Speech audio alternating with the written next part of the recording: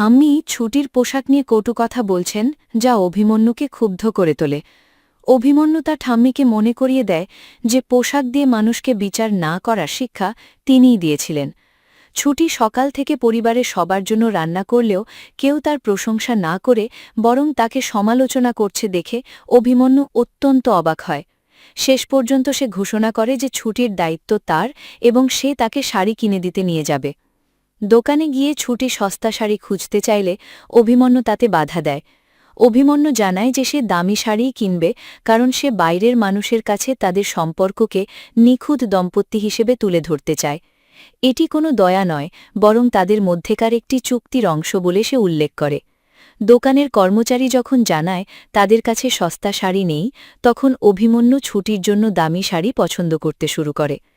বাড়িতে ছুটির তৈরি করা ঘি ভাত নিয়ে পরিবারের পুরুষ সদস্যরা অত্যন্ত উচ্ছ্বসিত হয়। তারা মাটন বিরিয়ানির সাথে এই খাবারের তুলনা করে এবং ছুটির হাতের রান্নার ভূয়সী প্রশংসা করে। অন্যদিকে ঝুমকি নামের এক চরিত্র ছুটির এই সাফল্যে ঈর্ষান্বিত হয়ে খাবার খেতে অস্বীকার করে, যদিও ঠাম্মি তাকে জোর করে বসান। রান্নার গুলে সবাই মুগ্ধ হলেও পারিবারিক রাজনীতির কারণে পরিবেশ থমথমে থাকে।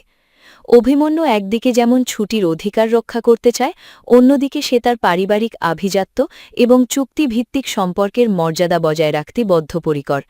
রান্নার মাধ্যমে ছুটি সবার মন জয় করলেও পোশাকের রাজনীতি তাদের সম্পর্কের টানাপোড়েনকে আরও স্পষ্ট করে তুলেছে।